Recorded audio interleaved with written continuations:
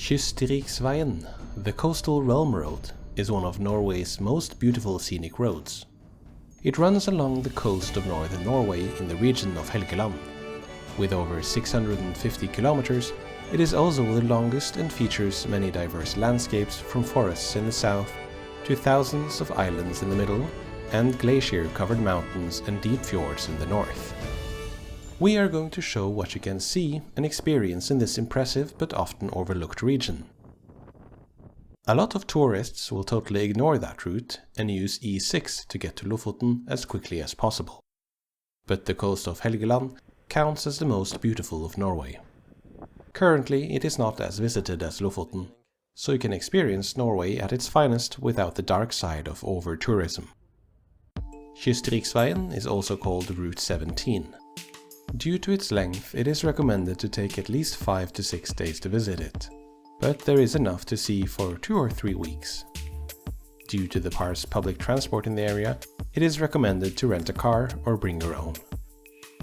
The biggest airports are either Trondheim in the south and Bodø in the north, but there are small regional airports in Namsos, Rørvik, Brønnøysund and Sandnessjøen, but the airports in Mosjøen and Mo i Rana are also viable options.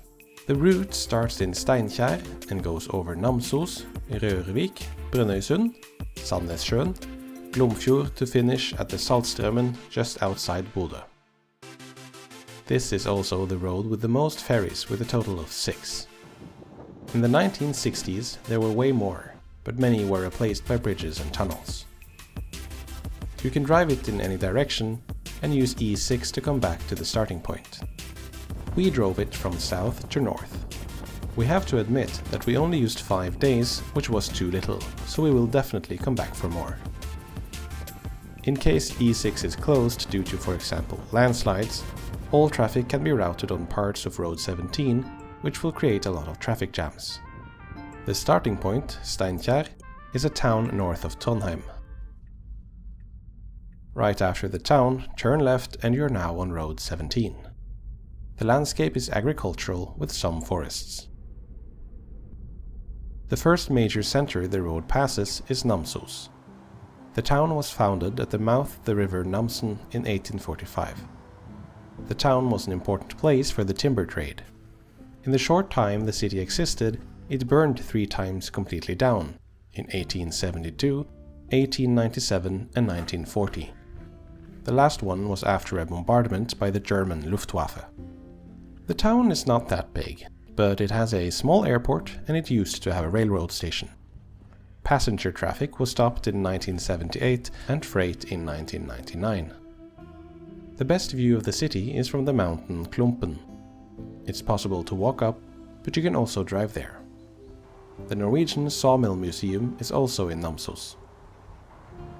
When continuing, you can either follow Road 17 or use Road 769 to Rørvik. Since we decided to focus more on the northern parts, we followed Road 17. The landscape starts to get more hilly and there is less agriculture. Then the road follows some narrow fjords and lakes. At Kjelleid, you can decide to branch to Leka. This is a small island right off the coast. It would probably be ignored, but it has a very special geology, which consists of unique rock formations which can't be found anywhere else in Norway. That's why it is the Norway National Geology Monument. To get there is a ferry from Sørgutvika. There is a ring road around the island. Due to its small size, it is ideal to discover the island by bike. And also it's good kayaking. Check out our video about it if you want to know more. When continuing on Road 17, you arrive at the first ferry you have to take. Afterwards, you arrive in Brønnøysund. This is a small town. Norwegians mostly know it because of the Brønnøysund Register.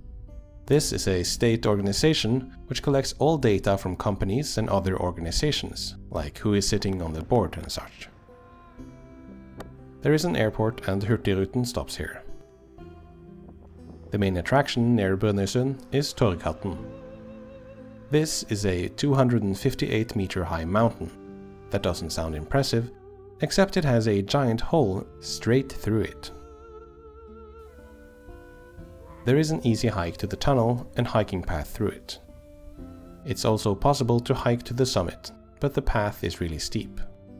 Twice a year, the sun will shine through the hole. This is around the 6th of February and 10th of November, but clouds will often ruin that moment. When continuing on Road 17, you arrive at the ferry quay in Horn.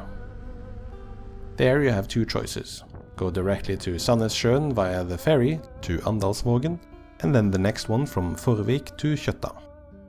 Or go to Vega and visit the island which is on the UNESCO World Heritage List. There is a lot to visit there, like the World Heritage Center, where you can learn about Vega and eiderduck tradition. Then there is the Vega-trappa, as well as many other places. On Vega, agriculture is very important. If you want to learn more about Vega, we have a video about it. In that video, we mentioned that the Vega-trappa was partly damaged and closed, but it reopened in the meantime. From Vega, you can take the ferry to Kjøtta and continue to Sandnessjøen. It's important to check the timetable, because it runs only a few times a day. Just before Sandnessjøen, you will see a chain of 7 mountains. These are the 7 Sisters. Not to be confused with the 7 Sisters waterfall at the Geiranger, because there is a different story behind the name.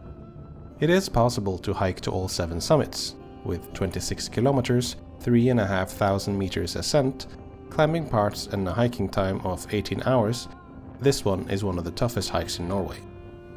Trolltunga is a piece of cake compared to that. Sandnessjøen is a small town. Compared to other small towns, we find it a bit boring, as it seems that nobody is on the streets.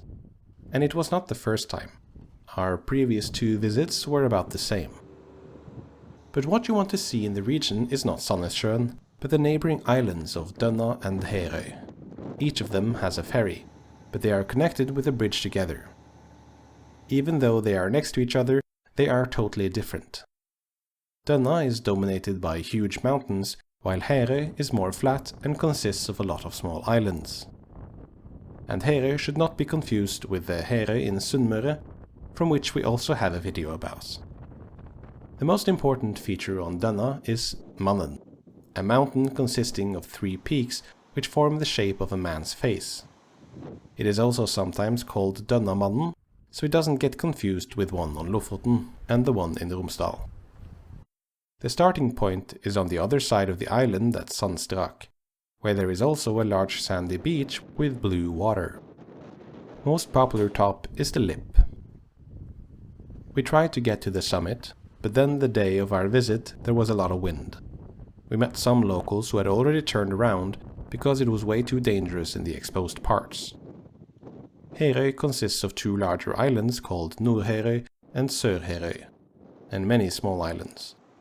So you will see the land and sea at all times. Herøy is one of the best places for kayaking in Norway. It is also good for surfing and kiting, as the small islands keep the sea calm even with strong wind. When continuing north of Sandnessjøen, you will pass over a large hanging bridge, the Helgeland Bridge. From here you can reach E6 near Mosjøen. If you continue on Road 17, you arrive at the ferry from Levang to Nesna, over to Randfjord, which goes all the way to Mo i Rana.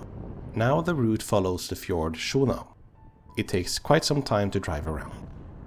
Then you pass Stokkvågen, from where the ferry to Træna leaves. This is a small island far outside the coast in the open sea and is famous for its annual music festival. Shortly after you reach Grønsvik Kystfort.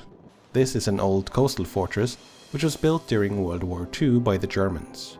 There is a small museum which tells the story of the fort and the region. You can also visit the actual fort and go inside some bunkers. The trenches were really useful on the day of our visits, as there was so much wind that was nearly impossible to stand. We also wonder why a fort was built here, because no sane army would have attempted to land here during the war, as there were no roads during that time. The next ferry runs from Kilboham to Gjettvik. This one is longer. About halfway through, you pass the polar circle. Depending on the amount of tourists on the ride, there will be an announcement. If not, there is a globe monument on the shore, similar to the one at the North Cape. Then there is one more stretch until the next ferry. This part is more like an island, as there is no road access besides the two ferries. After the Ågsgrade Halsa ferry, you reached the region of the glaciers. This is where the Svartisen Glacier is located, Norway's second largest glacier after Jostedalsbreen. The easiest accessible glacier toe to visit is Engabreen. During the summer season, there is a shuttle boat which brings you to the other side of the fjord from where you can hike to it. As the glacier has melted quite a lot, the hike is not that short anymore, so you need to plan around 6 hours to visit it. On the other side of the mountain is Glomfjord.